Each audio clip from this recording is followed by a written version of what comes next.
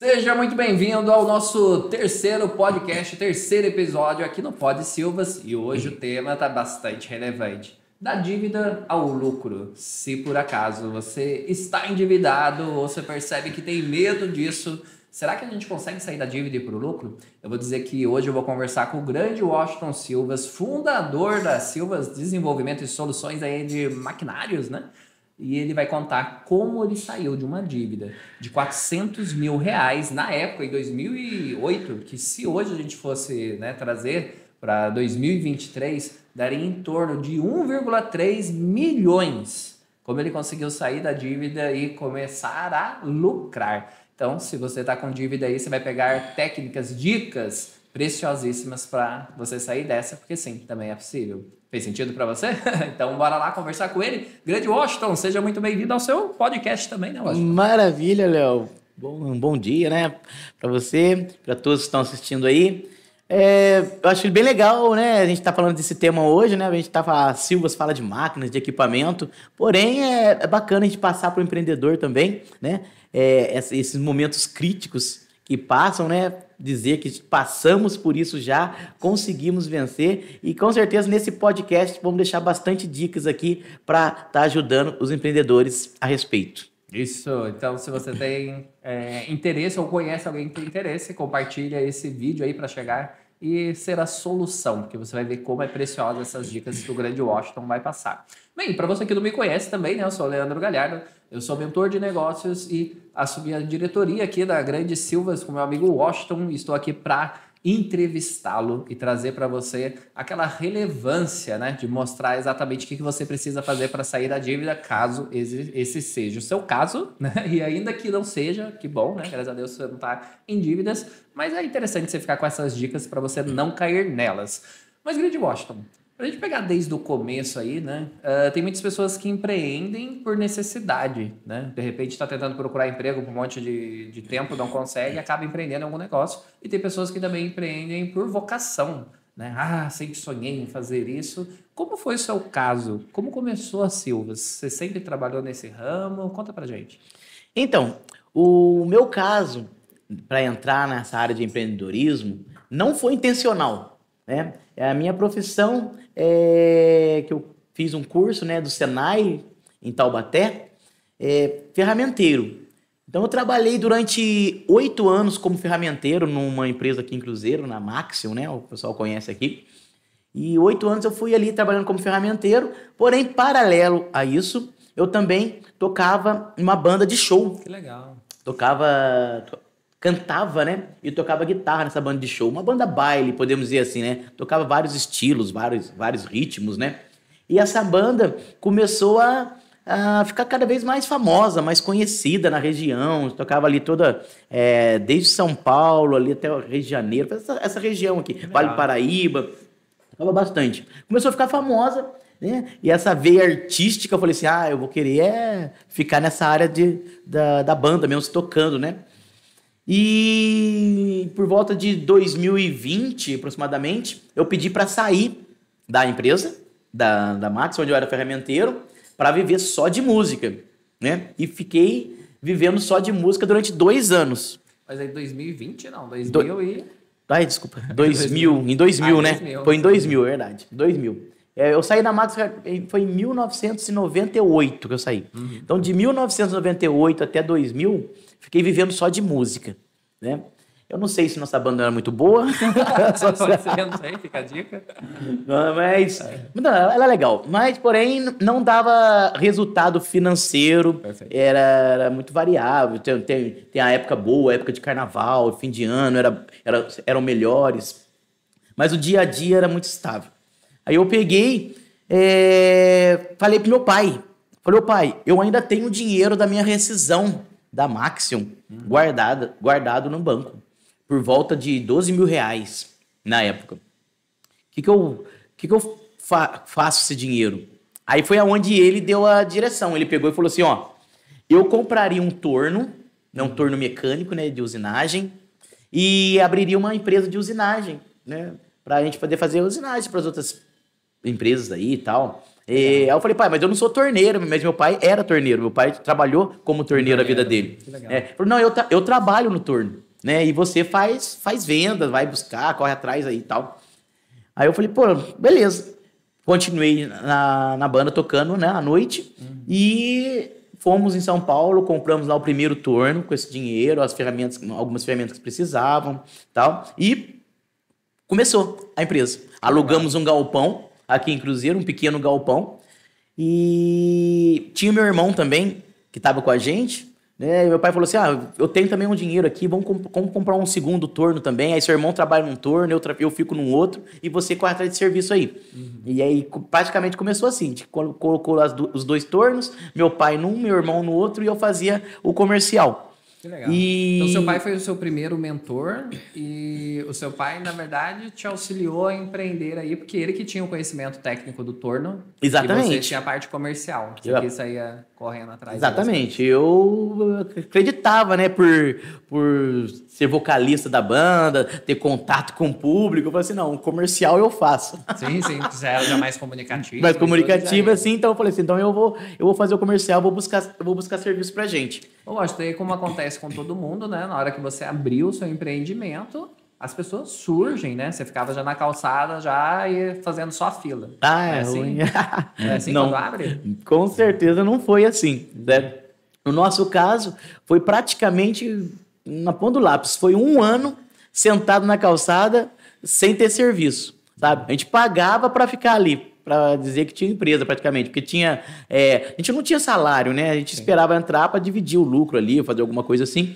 Mas tinha as despesas de aluguel, de contador, água, luz, pouca coisa. Essas despesas tinha. Então acabava que a gente tinha que, em 1 ano a gente pagava para poder fazer a existência ali. E eu ia atrás de serviço, mas não conseguia arrumar serviço suficiente, né? Após 1 ano, né, que eu recebi um convite, né, da empresa que eu trabalhava, a própria Maxo mesmo, né, entraram em contato dizendo que precisava de prestador de serviço lá. Precisava de ferramenteiro para trabalhar lá, mas não registrado por lá, prestador de serviço. Aí foi aonde as coisas começaram a melhorar, entendeu? Olha que legal. Então você começou a prestar serviço porque quando eles pediram, você imagina que você falou que era você mesmo, o prestador, né? Sim, então foi tipo isso, né? Quando eles falaram, ó, estamos sabendo que você tem uma empresa agora. Eu falei, sim, tem uma empresa agora. Então, estamos precisando. Você consegue mandar alguns ferramenteiros pra gente aqui, né? Fazer um orçamento pra gente mandar alguns ferramenteiros para fazer serviço pra gente. E não tinha, né? Só tinha eu mesmo. Eu falei, consigo sim. Aí foi até interessante. Eu mandei lá o orçamento ferramenteiro, aceitaram a nossa proposta. Tá bom, você pode enviar aqui, né, o seu ferramenteiro. Aí no dia lá que chegou eu. Sou eu mesmo. Eu falei, você mesmo? Eu falei, sou eu mesmo. Vou vir para prestar o serviço. E assim começou. E o serviço lá que a gente fazia lá nessa empresa era desmontar alguns dispositivos, fazer a manutenção deles, trocar as peças, reparar algumas peças e levava essas peças para reparar na própria usinagem da empresa. Que legal. Porém, como era muita coisa, essa empresa não conseguiu atender a demanda dessas peças. E perguntaram para mim, a segunda pergunta importante, você não tem alguém que possa usinar essas peças para a gente? Eu falei, opa, tenho sim. Eu mesmo, né? Tem as Silvas lá. Aí começamos a externar esse serviço para ser usinado na nossa empresa. Então aí também começou a fomentar mais serviço e tal.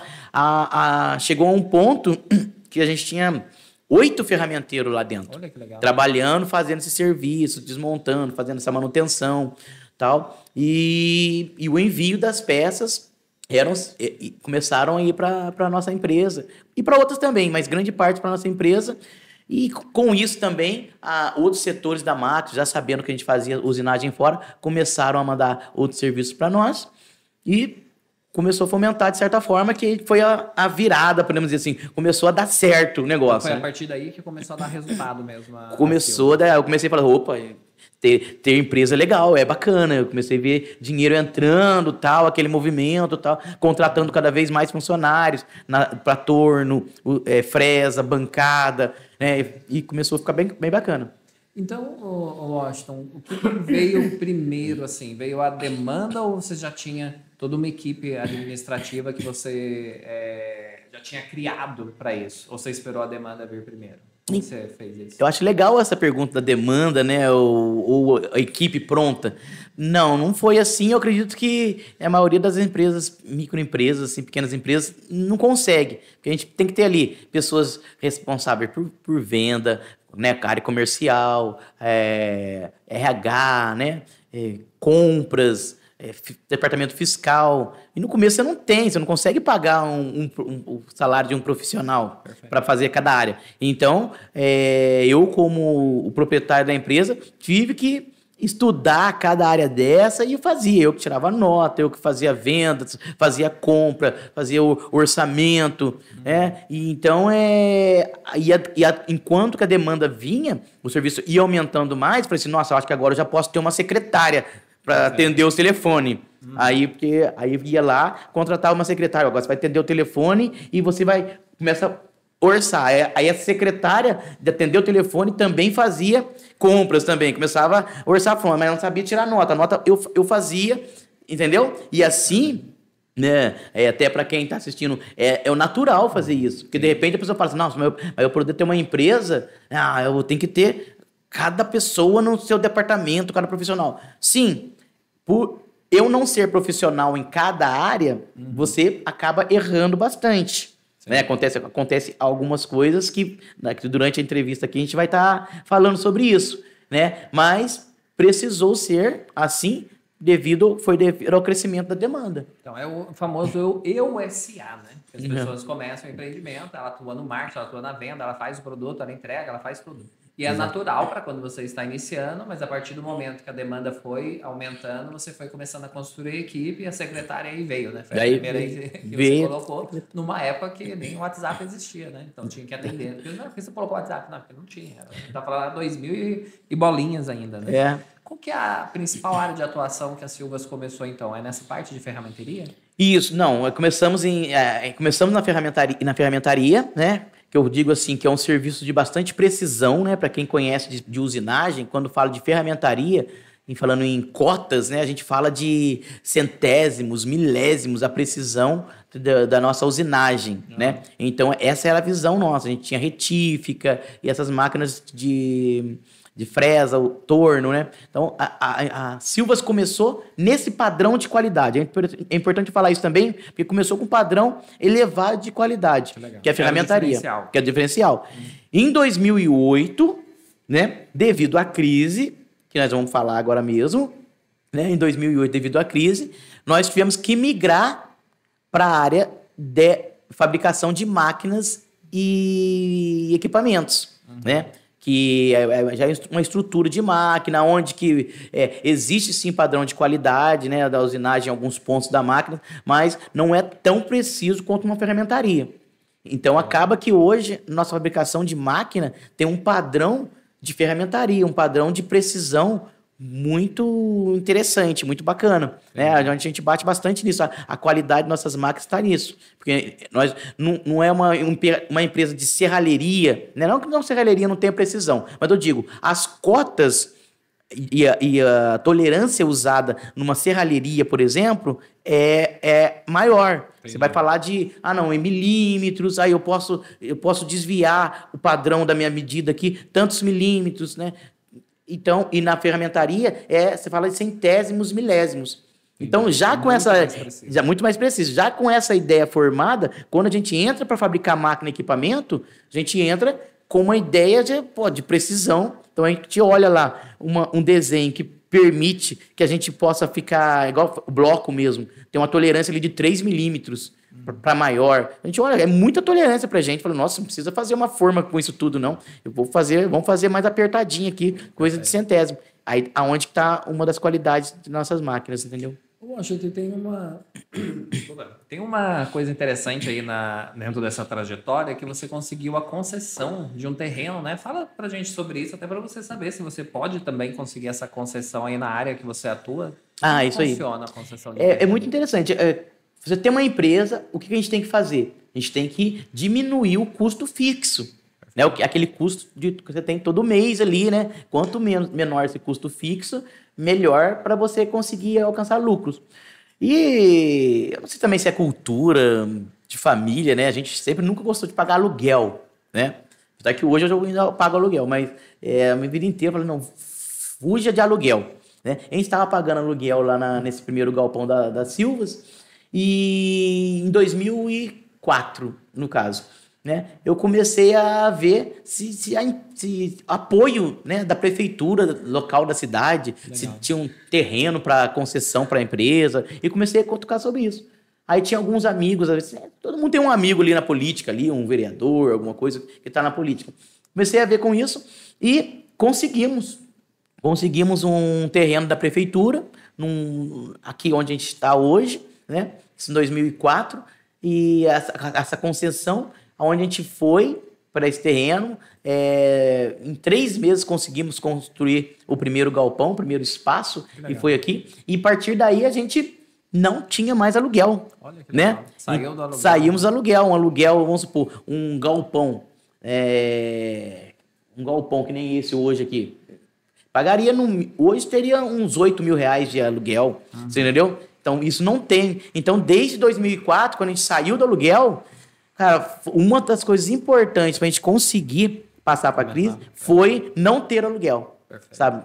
Dava umas baixas, a gente ficava ali, era só mesmo pagamento de funcionário, essas coisas, mas não tinha esse fixo do aluguel. Então, esse período foi bem importante, essa ação. Se você tiver a oportunidade, está abrindo uma empresa, de receber uma concessão de um terreno, um lote, é uma saída, porque interessa para as prefeituras. Porque né? vai estar gerando emprego também, né? Gera emprego e tal. E até nós estamos aí, devido a que o espaço já está bem limitado aqui com o crescimento da empresa, a gente está também já vendo se a gente consegue ganhar um outro espaço maior ou em outro lugar para a gente poder estar ampliando as Silvas aí. Estamos já nesse caminho. Então, uma dica para você aí, para não entrar nas dívidas, né, que vai auxiliar muito, como ele comentou sobre a crise, que o fato de não pagar aluguel procure a prefeitura, procure um contato de um vereador, de alguém que possa te auxiliar, porque sim, existem meios de você conseguir concessão de terreno, desde que, claro, a sua empresa gere aí recursos para a própria cidade, né, para a própria prefeitura, através de empregos, de pagamento de impostos, Exato. de uma série de outras coisas.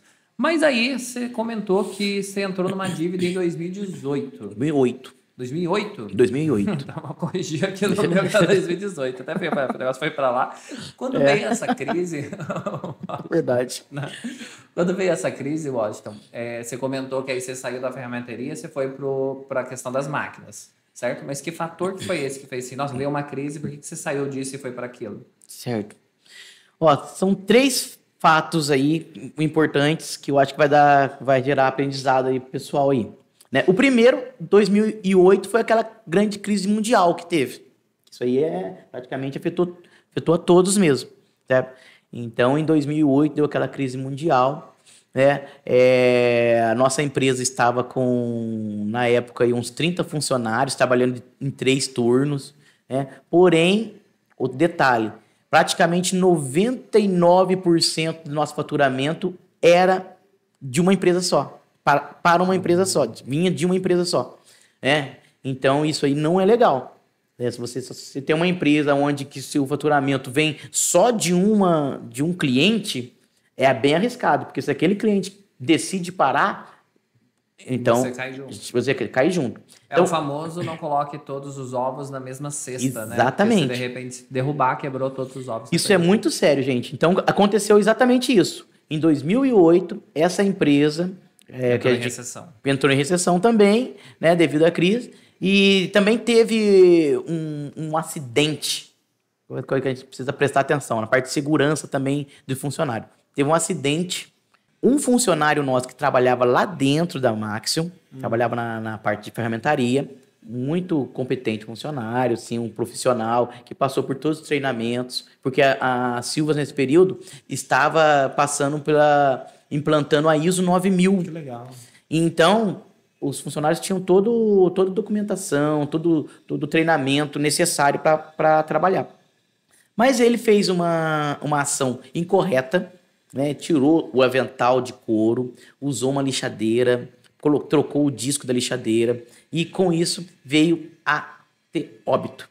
O cara morreu lá dentro. Falar para você, isso aí deixa o empreendedor assim, parece que você está sonhando quando você recebe. Nossa, o funcionário seu morreu. Cara, como assim? Não acredito que aconteceu, mas por que aconteceu isso? E ele estava lá dentro dessa empresa, sabe? E, resumindo, né, depois da justiça, né, foi a causa lá, né, teve lá todos os trâmites, aconteceu o quê?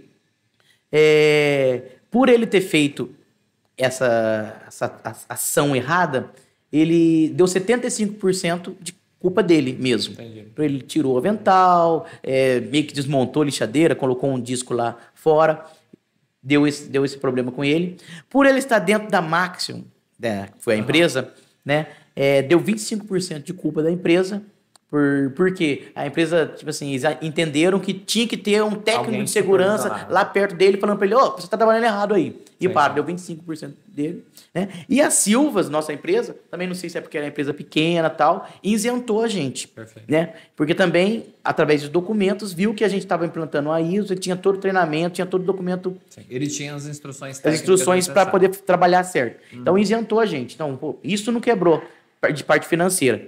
Mas a empresa, por normas internas da empresa lá também, né? A gente não sabe se de repente foi só por causa da crise mesmo, ou se foi por causa que deu esse prejuízo, né, para a empresa. Ou a junção das duas coisas. A partir daí, a gente não pôde prestar mais serviço. E aí ela correspondia a 99,9% do faturamento. E eu tinha 30 funcionários trabalhando para ela, de repente, de uma hora para outra eu tive que parar e tinha que fazer alguma coisa com esses funcionários aí. Né? Então, dos 3 fatos que você comenta, esse é um fato? Esse é um fato. Perfeito. Certo? Esse fato eu comecei de trás para frente, porque esse é o último fato. Perfeito. Que aconteceu foi esse fato. Antes de acontecer esse fato, né, na parte financeira, teve um acordo, né, o pessoal que eu fiz, acordo, negociação. Exemplo, um fornecedor, o primeiro fato, um fornecedor de uma ferramenta, que fornecia algumas ferramentas pra gente, perguntou para mim na época assim, Washington, você troca duplicata no banco? Então, fica esperto, gente, que isso pode acontecer com vocês também. Eu falei assim, não troco duplicata não. A gente tem a vida nossa financeira tranquilo. Recebo, já pago as contas, não preciso trocar. Dá para eu esperar para receber o serviço. Ele falou, você troca duplicata no banco? Eu falei, não troco não. Ele falou assim, então é o seguinte, Washington, duplicata ou cheque, né? Eu falei, não troco não. Então, eu tenho muitas duplicatas, muitos cheques que eu recebo dos meus clientes. Vou fazer o seguinte, eu vou te passar esses cheques, né? Você troca lá e no dia do vencimento do cheque eu te dou o dinheiro, né? Para você pagar lá, né? Colocar no banco lá, tal. Eu falei assim, mas para que eu vou fazer isso, né? Qual que é o benefício? Qual que é o benefício? Não tem porquê ficar prestando dinheiro no banco com cheque de pessoas que eu nem sei e tal. Aí ele falou assim, não, mas eu te dou uma ferramenta, toda vez que você fizer isso, eu vou te dar uma ferramenta aqui, uma caixa de pastilha, um negócio assim. Aí, puxa, achei interessante, falei, nossa, essa ferramenta aí tem um valor bacana. Sim. Como ele mesmo vai pagar e não tem porquê, e eu tenho esse crédito no banco para fazer isso, verifiquei com o gerente do banco, o gerente falou assim, não, você pode fazer isso sim, Washington. Sim, tá aberto. É até bom para sua conta você fazer isso. Falei, nossa. Aí juntou o cara querendo me dar um brinde se eu fizesse para ele, o gerente do banco querendo, né, falando que era melhor para minha conta se eu fizesse isso. Começamos a fazer isso. Pegava o cheque do fornecedor do cara, trocava no banco, né, fazia o dinheiro. Aí depois que chegava no dia do vencimento do cheque, ele me dava o dinheiro, punha no banco lá, tudo certinho, sabe? E cada vez aumentava mais esse crédito nosso. O banco falava assim, Washington, seu crédito aqui de troca de cheque, de duplicata, está aumentando. Pode fazer mais, tá? Pode fazendo. E começamos a fazer cada vez mais. Quando estava por volta de quase 100 mil reais de cheques no banco lá, né, descontados, trocados, né, naquele período, de repente começa a voltar todos os cheques, o cara para de trazer o dinheiro, fala, Washington, não tenho dinheiro para te passar, tal. Os cheques começaram a voltar todos. Meu Deus. E o que o banco faz nessa troca? Ele tira da sua conta, ele tira da sua conta mesmo, né, da minha conta lá, e o cara não tinha o dinheiro para me retornar. Só nessa brincadeira já deu um rombo ali de uns 100 mil reais ali. Uau. Mas aí entra no cheque especial, Mas então, e era uma pessoa de confiança? Era um fornecedor nosso, que trabalhava com a gente já há alguns anos, né? Que me propôs essa parceria, essa troca de cheque dele. E eu, na inocência, ou então pensando que eu ia ganhar as ferramentas, né? Falei, nossa, vou ter esse lucro, essa vantagem aqui. Entrei nessa negociação, deixei isso acontecer com o banco. Né? E aí você pega 100 mil reais, entrou em cheque especial, depois juros de 12, isso aí subiu. 6 meses, essa bronca já estava. E tudo ali, no comecinho de 2008. Sim. Sabe? Antes da empresa Maxon cortar o serviço nosso. Já deu essa dificuldade, já deu uma quebra boa no caixa. Perfeito. Então, recapitulando, primeiro você tinha todos os ovos numa mesma cesta, 99,9% do seu faturamento estava em um só fornecedor, né? Então, um só cliente, então cuidado com isso. Segundo, se alguém aparecer aí falando para você em troca de ferramentas para você descontar o cheque, toma cuidado, que ainda que seja uma pessoa de confiança, mas se estourar, vai estourar na sua mão. E o terceiro fator, qual foi, eu acho? O terceiro fator foi quando um amigo me procurou fechando uma ferramentaria que ele tinha. E ele tinha lá 200 mil de equipamento. Máquinas tudo novas, né? E ele falou assim, Washington, eu tô com essas máquinas aqui, eu preciso de 70 mil emprestado. Né? Eu tô falando fatos reais, gente, porque isso aí acontece na vida. Preciso de 70 mil emprestado. Como a empresa tinha um saldo em conta, né? Como eu fui de trás para frente, né? Sim. Esse foi o primeiro que aconteceu. Eu tinha um saldo em conta ainda aqui, 70 mil reais. Eu falei assim, tá, mas eu vou emprestar 70 mil para você e tal, né? Mas se você não conseguir pagar, tal, você tá fechando a empresa lá, tal. Aí ele pegou e falou para mim assim, eu vou tirar uma nota fiscal dos 200 mil de máquina que eu tenho tudo lá para sua empresa. Se eu não pagar esses 70 mil para você, você fica sem a máquina. E aí vale muito mais. E vale muito mais. Perfeito.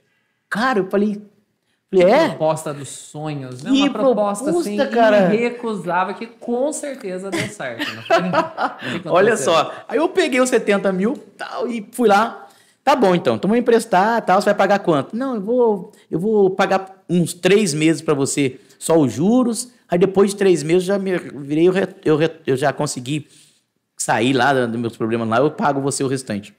Tá bom? Aí prestei os 70 mil para ele durante 3 meses começou a pagar os juros, né? Começou a pagar os juros. Eu confesso pra você que eu fiquei torcendo pra ele não pagar. Entendeu? Então, mas quem não conseguiu pagar? Indiretamente foi você que causou isso. Né? Eu tô torcendo. Eu falei assim, eu acho que eu não pagar, ganha essas máquinas ali e tal. Mas o que acontece? Ele pagou só 1 mês de juros. Pagou 1 mês e depois o segundo não pagou, o terceiro não pagou, passou uns 4, 5 meses. Ele mesmo veio e falou assim, realmente não vou conseguir pagar nem os juros para você, nem aquele dinheiro, tá bom? Pode buscar as máquinas lá, pode ficar tranquilo. Que a gente combinou, tem um contrato, você me desculpa, mas eu não consegui mesmo, eu não sei o que fazer, pega as máquinas lá e tal. Falei, poxa vida, hein, pena, hein? Tá bom, fazer o quê? Fomos lá, pegamos as máquinas, tal, nota fiscal certinho, trouxemos para nossa empresa, porque a gente estava trabalhando em 3 turnos nessa época. Aí eu consegui ficar 1 turno só, porque tinha todo equipamento, tal, fresa. O que aconteceu? Passou 1 ou 2 meses, a gente trabalhando tudo normal, para um caminhão, um mega caminhão perto aqui em frente à empresa, com um carro na frente, cheio de doutor, cheio de advogados. Os caras entram na nossa empresa falando que queria falar comigo, que aquelas máquinas, o rapaz não tinha pago elas. Já tinha dado... não tinha nem pago. Ele não tinha nem pago elas. Eles comprou a máquina, mas todas eram financiadas. E ele não tinha pago nem as máquinas. E os caras foram atrás dele. Ele falou assim, essas máquinas... ele tinha que falar que estava com a gente, não ele ia ser preso por esconder máquinas, essas coisas. Sim. Era muita máquina. Falou, deu o nosso endereço certinho. Os caras vieram aqui, né? Ele veio junto com os caras, meio chorando, pedindo desculpa. Washington, desculpa, eu tinha que falar, a máquina tinha que estar aqui, porque você, né? Eu vendi para você, eu expliquei para eles que você não tem culpa nenhuma, que tal. E a gente vai ter que devolver a máquina pro pessoal. E devolveu. Como a minha demanda tava tudo naquelas máquinas tal, eu tinha comprado, eu já tinha feito a produção ficar conforme ela. Metade delas realmente devolvi e metade delas eu comprei, né? Tive que comprar dessa empresa, um pouco de dinheiro à vista, um pouco eu parcelei e tal. Mas nessa praticamente o caixa da empresa, que foi a primeira coisa que aconteceu errado. Aí depois já veio o cheque. Aconteceu isso aí, pô, já deu uma secada no caixa. Depois veio o lance do cheque, né? Que aí já não secou, mas o cara já jogou pro negativo com dívida no banco, certo? E na hora que você estava sem dinheiro, vem a empresa, com o acidente lá dentro e a crise mundial, para você com 30 funcionários, sem dinheiro no banco, tendo que dispensar todo mundo, porque não tinha serviço que fazer, mais de 30 funcionários, tinha funcionário já aí que já tinha 5, 6 anos dentro da empresa. Já daria uma rescisão já bem interessante. Já deu uma rescisão interessante e pronto, no mesmo ano. No mesmo ano. Washington, então 3 questões. Primeiro, não deixa todos os seus ovos numa mesma cesta. Cuidado com os amigos que vão querer usar o seu crédito, as suas coisas com cheque, ainda que eles te dê ferramenta, né, ou te dê qualquer outra coisa. Cuidado, né, e verifique se alguém for te fazer uma proposta, como muito aconteceu boa. com o Washington, muito boa, ia pagar os juros, acabou não pagando os juros. Mas tem 200 mil de maquinário. Peça a comprovação de que ele já realmente quitou isso, para não acontecer, né, que nem aconteceu com o grande Washington. E tome cuidado com as amizades, ok? Quiser ver de amizades. Washington, aí você caiu aí de um faturamento grande, você caiu muito o faturamento que você perdeu, essa grande empresa. E como que você começou? O que você fez para sair dessa dívida? Sim, aí beleza. Aí, poxa, aí de repente, vamos falar, foi na hora, né? Finalzinho de 2008, comecinho de 2009 ali, que a gente, em casa, colocando todas essas dívidas no papel, né? Olhei e perguntei, né? Fiz a soma lá e olhei. Falei, cara, 400 mil reais de dívida que a gente tem, sabe? Sem serviço, praticamente. Aí nessa época, voltou de novo. Eu, meu pai e meu irmão, um olhar pra cara do outro. Falou assim, tem que dispensar. Na calçada, vamos lá. Pra onde vai? Um baita de um galpão, porque a gente já tinha feito o galpão no terreno que ganhamos das Silvas aqui, da prefeitura. Aquele galpão enorme e tal. Aquela dívida grande. Meu pai e meu irmão não tinham condições de me ajudar para pagar aquela dívida. Foi até nesse momento que então, aí para regularizar tudo, né? Eu coloquei tudo, falando, porque aí no caso, na parte de dívida, você não fica devendo só para funcionário. Aí tinha salário também do meu pai, do meu irmão, a parte deles. Aí nesse momento também falei, não, vamos ajudar concluir tudo, né? Resolver tudo isso, né? Qual que é a parte suas também, sabe? Tipo assim, a parte deles, que eles tinham, tal. E eu vi aquilo ali, eu falei, vou ter que regularizar tudo isso. E comecei mesmo sem serviço, né? Sem serviço a gente diz assim, com muito pouco serviço, que é iniciar de novo, pegar a bolsinha, minha maletinha que eu tinha e ir atrás de outras empresas para começar a buscar serviço. Perfeito. Tem uma coisa muito importante. Empresas que sabiam, né? Eu contava essa história que aconteceu comigo. Teve muitas empresas que falaram, poxa, Góis, entendi, vou te dar uma força, cara. Nem preciso externar esse serviço não, mas eu vou te ajudar. Sim. Então, a parte legal é tipo a humildade. Você pegar e falar, tô precisando, aconteceu isso, estamos, nossa, com muita dívida e tal. Aí os caras pegaram e começaram a me ajudar a prestar serviço. E foi exatamente nesse momento aí de 2008 para 2009 que um dos clientes perguntaram, você não fabrica máquina de bloco? Sabe? Tipo um vizinho aqui do bairro aqui. Aí eu falei assim, não, nunca fiz. Como que é isso aí? Aí ele mandou vídeo e tal, não sei o quê. Aí, como eu também conheço um pouco de projetos, né? 3D, desenhei a máquina, fui visitar algumas empresas, vi como é que era essa máquina, que ele queria uma máquina manual na época. Sim. E fizemos a primeira máquina, né, manual de bloco. E nessa eu falei, pô, que legal, a máquina ficou bacana. Filmei, né? E sem pretensão também nenhuma. Coloquei na internet, que legal, a máquina da Silvas, tal, não sei o quê. Pô, a partir daí, que começou a acontecer A fabricação de máquinas. A fabricação É das interessante máquinas. que, percebendo, por mais que você teve amigos aí que não foram tão interessantes, mas você tinha bons parceiros também, né? Que apoiaram esse seu recomeço. E que de toda crise também vem uma semente, tem uma semente de oportunidade, que foi a partir disso que surgiu essa ideia de alguém que foi te perguntar se você fazia máquina ou não, né? É. E a partir disso você começou com ela. Comecei com Agora, ela. se fosse assim, dar dicas de como resolver situações de crise financeira, que dicas seriam essas? Assim, ó, faz isso, isso, isso pra você começar a resolver. Vamos Grite lá. bastante, né? Entre em pânico. Você teve um dia que você entrou em pânico, começou a cantar, fez alguma música em relação a isso? Ó, entrei em pânico, não entrei em pânico, mas chorei bastante, sabe? Eu vejo que teve. Eu lembro, até conto pessoal, teve um dia, o galpão vazio, sem nada de serviço, tal, aquele galpão. Eu lembro uma vez, eu falei, Deus, vai me ajudar, pai, me dá sabedoria. Deitei no meio do galpão, assim, ó. Deitei assim, deitado no chão mesmo, olhando pra cima, pedindo força pra Deus, fé, persistência, sabedoria. Porque, às vezes, até minha filha uma vez falou pra mim assim, pai, por que você não arruma um serviço fixo? Volta a trabalhar. Eu falei assim, mas se eu voltar a trabalhar por CLT, o que eu vou receber, eu não vou conseguir pagar essa dívida. Sim. Eu vou ficar com essa dívida pro resto da minha vida. E dentro dessa dívida tinha dinheiro emprestado de família, dinheiro emprestado de agiota, dinheiro do banco, fornecedor, cliente. Os próprios funcionários, 30 funcionários foram demitidos de uma verdade só. E ali eu levei no sindicato, fizemos um acordo ali com eles ali para pagar. Falei, que salário que eu vou ter que ganhar para pagar isso? Sim, sim. Eu não tenho outra saída. Tem que dar certo o empreendedorismo. Eu não tinha outra saída, tinha que dar certo a empresa. Então ali eu falei, Deus, me ajuda, que eu não quero... Era lá, sai, arruma um serviço e deixa pra lá, fala que faliu. Falei, mas, pô, e o caráter da gente? A honra da dívida? Falei, não, então fiquei ali. Então, uma das primeiras coisas que eu fiz, né? Vamos falar agora, falando na prática, né? Primeiro, você tem o tamanho da dívida, você precisa colocar a quantidade dela. No meu caso, era 400 mil. Puxa vida. 400 mil. E começou com uma pequena entrada. Eu tinha lá, eu tô com agora 10 mil de faturamento, 15 mil de faturamento.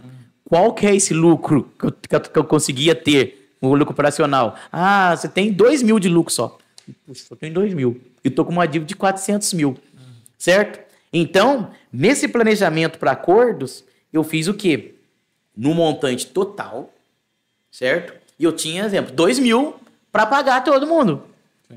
E partir para cima do acordo com todos. E eu uso, né? Eu até sugiro isso, usei uma ordem de prioridade. Qual que era a ordem de prioridade? Primeiro funcionário, depois fornecedores e terceiro ali, bancos e os impostos. Usei essa ordem de prioridade. Então eu peguei os meus 2 milzinhos de lucro que eu tava tendo naquela época lá, aí voltando, né, a trabalhar só eu, meu pai e meu irmão, por exemplo, né, tinha 2 mil, peguei os 30 funcionários, por exemplo, que tava lá, aí tinha que pagar, peguei esses 2 mil e dividi para eles proporcional. Aí deu 5 anos para pagar para um, 6 anos para pagar para outro, 4 anos para pagar para outro. E aí um recebia R$100, outro recebia 120, outro recebia 200, outro recebia 50. Perfeito. Então, independente que o valor seja muito alto, você fez essa prioridade que iniciava nos funcionários, e aí você fez essa divisão e com pouco que você tinha, você foi começando a priorizar o pagamento deles. E foi priorizando o pagamento deles. Então, o pessoal via que eu já estava fazendo alguma coisa. Falou assim, o cara tá pagando. E os fornecedores? Pô, no começo não deu. Falou, ó, não tem ainda. Tô começando a resolver o caso dos funcionários, certo? E banco também, ó, não tá dando ainda para pagar vocês. Tô pagando funcionário lá ainda, vai chegar a vez suas. Aí, de acordo que o faturamento foi aumentando aos poucos. Eu tive que comprar tudo à vista, porque o nome já estava com restrição. Perfeito. Então, tinha que ser comprado, as compras tinham que ser à vista, né? E o faturamento foi aumentando aos poucos, e aí entrando, opa, agora já consigo resolver aquele fornecedor. Opa, agora já consigo, né, verificar uma proposta para o banco, sabe? Mas isso, gente, igual eu tô falando assim, eu tô falando essas negociações praticamente duraram 10 anos. de 2008 a 2018. Uau. Que foi em 2018 que eu... Finalizou toda a vida. Cara, tá tudo resolvido. Né? Que eu digo assim, crise é quando as suas saídas, né, as suas despesas, seus custos são maiores que as suas entradas. Sabe? Então, em 2018 que eu pude ver, eu falei, cara, paguei praticamente quase 100% e o que eu tinha de saída estava bem menor do que já as entradas. Aí eu falei assim, opa, consegui vencer essa crise. Então, primeira coisa, é o planejamento, você fazer um planejamento do valor que você tem de entrada versus, né? Porque o que você tem de entrada são os acordos que você vai ter que fazer. Perfeito. Não adianta chegar e começar a fazer acordo. Eu vou te pagar R$ 500 por mês. Mas você nem sabe se Você nem sabe se você vai ter condições de pagar aquilo. Perfeito. Então, eu peguei, pus o pé no chão e falei para eles. É assim, essas condições que eu tenho, aqui dá, não tá. Então, isso aí foi feito, esse planejamento, eu achei que foi muito bom. Um planejamento que durou 10 anos, Sim, mas resolveu. Mas é muito melhor porque até o fornecedor ele fica mais maleável com você, né, Washington? Porque ele percebe que você tem um intuito. É diferente de quando você não quer nem ver aquilo, né? Você deixa aquilo lá, assim, não quero nem olhar para essa dívida, deixa isso aqui jogado, é o fornecedor, vai te colocar no Serasa, vai colocar processo, vai colocar uma série de coisas. Mas quando você joga limpo, sem essas ilusões também, né? De assim, eu vou te pagar R$1.000, mas você nem fez um planejamento para saber se pode pagar R$1.000. A tendência é que as pessoas, de alguma maneira eu vou receber isso, ainda que seja parcelado. Faz melhor do que eu não conta com receber aquilo, nada. né? Perfeito. E foi interessante que, para vocês verem, mesmo com esses parcelamentos longos, nenhum dos funcionários colocou a empresa na justiça. Olha que legal. Porque houve transparência com o pessoal ali. Perfeito. Houve transparência, todos eles compreenderam e tal. E fizeram. E de acordo também com o serviço depois ia aumentando, foi aumentando, né, a fabricação das máquinas. Você foi aumentando os pagamentos. Foi aumentando os pagamentos e foi trazendo alguns de volta. Que legal. Você já está trabalhando? Não? Volta. Os caras, não, é legal trabalhar com você. Tal. Então, realmente, os funcionários aqui viveram a dor das Silvas, ajudaram também. Eu tenho gratidão por isso. Sim. E é legal também ver que não é nenhuma mágica, né, Washington? Você mostrou aí, são 10 anos, né, que você caiu. É claro que hoje você pode... não é uma relação assim ao tempo. Você vai demorar 10 anos para resolver o seu problema. Mas ele perseverou também, né? Sim. Foi perseverando e foi aumentando. A partir desse momento, você começou a criar novos... Você percebeu que era um nicho de mercado criar essas máquinas? E aí você foi dando ênfase nisso? Sim, em meio a essa crise, né? Eu vi que a máquina ali estava começando a vender, né? E a gente começou a entrar nesse nicho. Clientes começavam a ligar, falar, você faz máquina manual? Sim, pá. Você faz máquina pneumática? Sim, vamos fazer, a gente vai desenvolver o projeto para você. Aí desenvolvi o projeto para colocar o pneumático na manual e fazer e melhorar a estrutura, aumentar a estrutura. Você também, estou vendo aqui, hidráulica você não faz? Fomos lá, passamos para começar a fazer máquina hidráulica. Depois, automática. Colocamos automação nas máquinas e foi crescendo nisso. Então, até que onde Silvas, né, em vez de ser máquinas e equipamentos, ficou Silvas desenvolvendo soluções. Porque a gente foi desenvolvendo as soluções. Outra coisa que eu gostaria de falar aqui, das dicas da crise financeira, lá no caso, para resolver, o planejamento. A outra coisa, a verdade sempre é o melhor caminho. Sempre deixar bem claro o que está acontecendo, não tenho dinheiro, aconteceu isso. Você fala tudo o que aconteceu, que as pessoas, elas se sensibilizam, você entendeu? A empatia, fala assim, nossa, aconteceu isso, então eu vou poder pagar isso. Nada de querer simular alguma coisa diferente. Então, sempre usei muito da verdade, com isso foi muito bom. A humildade, igual eu disse, que a humildade abriu portas, né? Porque eu falava o que aconteceu, você realmente estava precisando, tinha que pagar dívidas, sabe? Então, isso aí também abriu porta, não fui soberbo. O cara, dono da empresa aí, ó, né? Ele não estava pedindo serviço, estava pedindo ajuda, né? Ele falou assim, nossa, cara, dá uma ajuda aí, cara, eu preciso pagar pelo menos a luz lá, tal. O pessoal que está comigo lá, meu pai, meus irmãos, dar algum valor para eles, porque eles estão dependendo de lá também, sabe? Os caras, não, eu vou mandar esse serviço para você. Mandar. E a fé, né? Você tem que continuar a fé, porque para perseverar, porque não foi simples. Tinha fornecedor que não aceitava, ligava pra gente, falava palavras, né, de agressão. Pô, quanto tempo já faz isso? Você não quer pagar nada, o cara não acredita que você está falando a verdade. Isso é mentira. Dono de uma empresa, exemplo, dono de uma empresa não tem R$ 200 para dar. Ô, louco, isso é impossível. Até parece mesmo. Então a gente ouvia isso e, cara, não tenho mesmo. Mas o que eu fazia? Eu pegava a minha planilha de acordo com todo mundo e mandava para todo mundo. E fazia assim, e ticava assim o nome da pessoa, falava assim, ó, você tá aí, ó. Aí os caras olhavam lá, aquela bronca toda, falavam assim, nossa, vou orar por você. Você entendeu? E outros, que às vezes que estavam até lá em cima da lista para ser pago já, eles pegavam e falavam assim, não, cara, tô tranquilo aqui. Pode priorizar esse outro cara aqui, deixa eu para depois, sabe?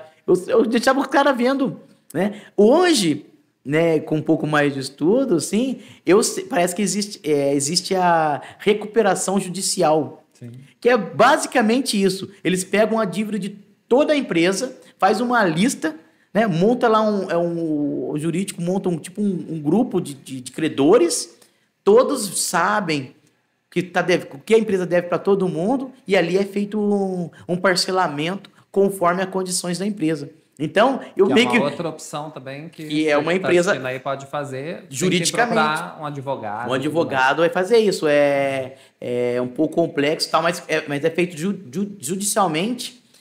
Judicialmente é feito isso.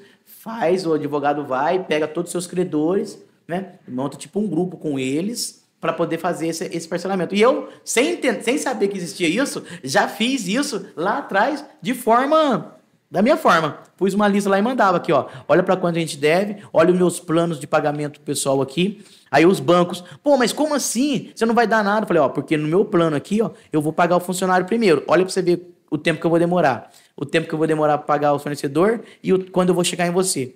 Aí os caras falavam assim, entendeu? Ficou bem transparente a situação. Então, eles iam aceitando e só ia melhorar, né, a situação, porque aquilo lá, quando eu fiz isso, foi no pior da situação de faturamento que a gente tinha, bem no começo.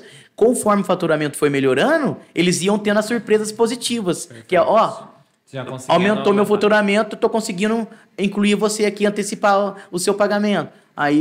E assim foi acontecendo. Acho que a gente já está quase finalizando o nosso podcast aqui. O que você realmente aprendeu com até o trabalho em equipe, né? Esse trabalho de retomada, porque a empresa começou a ter uma retomada, começou a entrar nessa parte de maquinário e começou a ter o parcelamento dessa dívida. O que você aprendeu assim, de positivo e de negativo dentro dessa esfera de trabalho em equipe? Cara, trabalho em equipe assim... Essa equipe de trabalho. Eu vejo assim, a importância de ter uma equipe, né? Na empresa. Porque, se vocês perceberem, tudo isso que aconteceu foi quando eu tomava decisões sozinho, certo? Tomava decisões sozinhos, então chegava alguém para fazer uma negociação comigo. Tá bom, vai dar bom.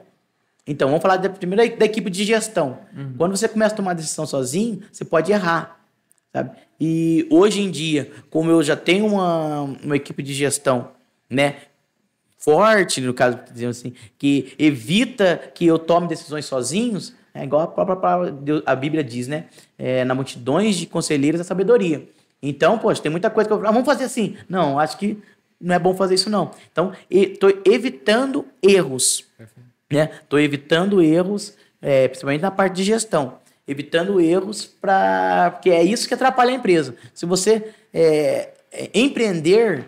Né, eu sempre falei, o pessoal fala assim, nossa, empreender é muito difícil, tal. Não, se você seguir o beabá certinho, pessoas precisam comprar coisas, né? Casas precisam ser feitas para as pessoas morarem. Então, blocos têm que ser construídos para construir. Então, quer dizer, o negócio, ele por si, ele já causa essa demanda, ele já faz acontecer. Sabe? O que atrapalha o empreendedorismo são os erros. Você entendeu? Então você precisa, tem gente que precisa se alimentar. Eu quero vender um tipo de alimento. Né? Pessoas comem aquilo. Então, É só colocar em contato uma com a outra que a coisa vai acontecer. Sim. Então, eu vejo que empreender é isso. Entre em contato com uma tal, que a coisa vai acontecer. Mas os erros que você comete, que são erros? Você vende no preço errado, né? Você não se coloca no mercado, o pessoal não sabe que você existe. Como você vai querer vender se você não está no mercado para vender? Então, esses erros que atrapalham. Né? Então, sobre a equipe, né? Voltando a falar da equipe aqui, a importância da gestão para poder não deixar a gente errar, né? E no operacional, na equipe operacional, pessoas certas em suas áreas, né? Cada pessoa na sua área fazendo vai mais rápido do que, né, quando eu fazia tudo. Eu fazia vendas, eu fazia compras, eu fazia... Né? Então, de acordo com a empresa foi crescendo, você vai... É importante, mesmo que você... eu gosto de fazer. Não, coloque pessoas, cada uma na sua área, no seu departamento.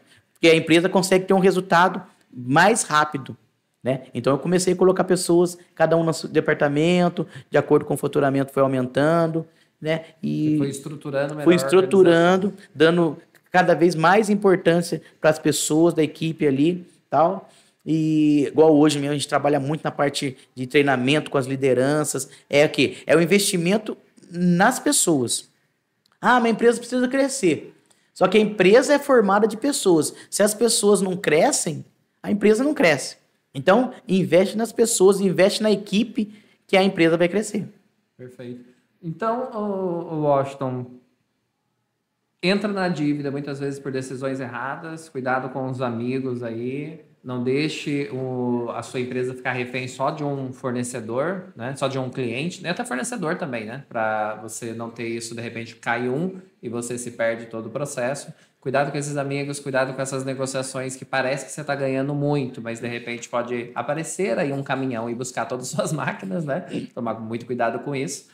E ainda assim você percebe que empreender é bom. Sim. Empreender é bom.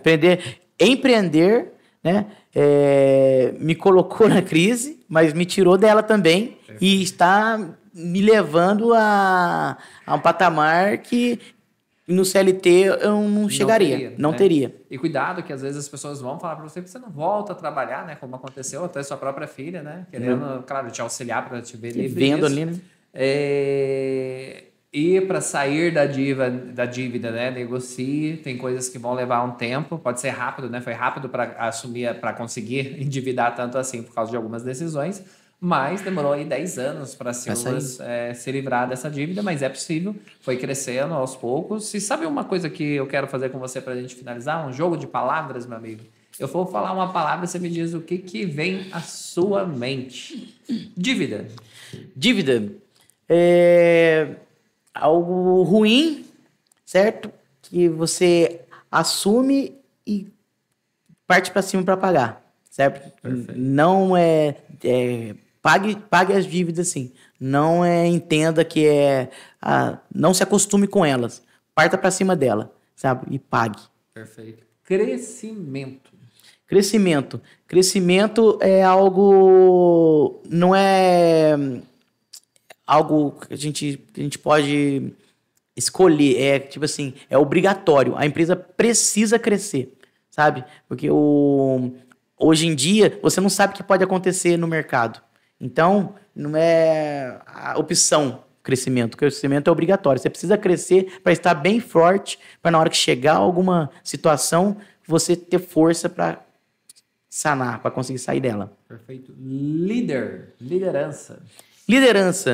O líder, né, precisa ser uma pessoa que realmente ama os seus liderados, que gosta de pessoas e que queira estar sempre em crescimento de aprendizado, sabe? O líder que acha que já sabe tudo, esse já acabou o fim de carreira para ele. Então, o líder é aquele cara que fala assim, cara, eu preciso aprender. E principalmente sobre pessoas.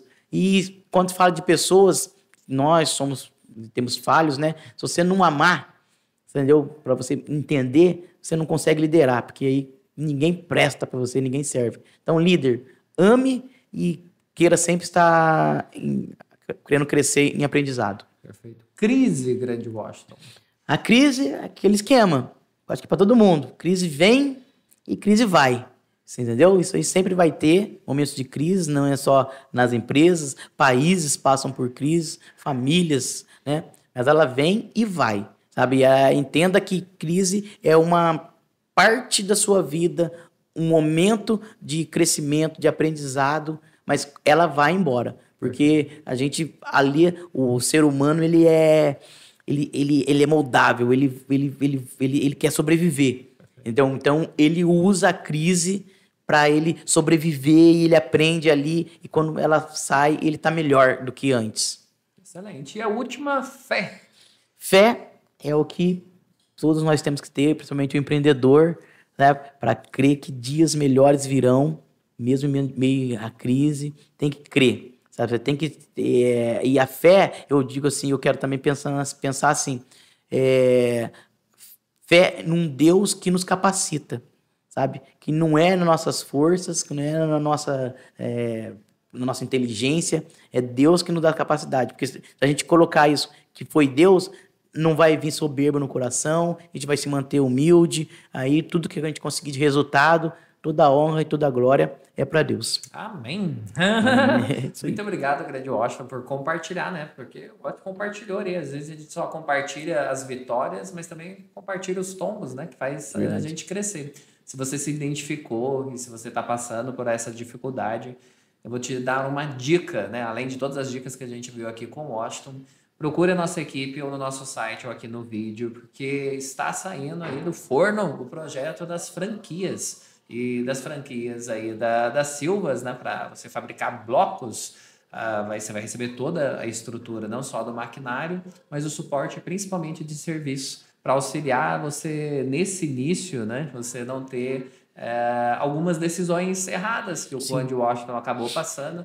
Então a franquia também te auxilia muito com uma estrutura, tanto de treinamento, quanto de como a sua empresa funciona nas fases que ela está, né? Até que você coloca, o Washington começou e quando ele começou ele foi o SA. Né? Você está começando como o SA, você está começando em média, né? Que tem vários pacotes de tipos de franquias diferentes que você pode adquirir. Mas encare aí o leão da dívida, caso esse seja o seu caso, porque você fazendo acordos, tudo é possível. Hoje já existe a questão que você pode procurar um advogado, se for o caso, por uma recuperação judicial e uma série de outros fatores. Leandro, você não está sozinho. E tem esse lance da franquia. Eu também, né, tô quase concluindo lá o livro, né? Que é Saindo da Crise, lá, entrando no lucro, que é um livro onde a gente pontua bem especificamente mesmo, cada detalhe. Logo, logo também esse livro vai estar sendo lançado aí. Até dá uma olhada aqui na descrição, que possivelmente o livro já sendo lançado já vai estar aqui na descrição para você apertar e já comprar imediatamente esse livro e saber toda essa trajetória, o passo a passo e dicas aí práticas para você também sair da dívida, se esse for o seu caso, ok? Maravilha. Muito obrigado, grande Washington, por hoje e obrigado, pessoal, você que está aí acompanhando cada um dos nossos podcasts. Você vai saber que a gente vai sempre trazer informação útil para o seu negócio e para você prosperar cada vez mais. Muito obrigado, a gente se vê no próximo. Até mais, tchau!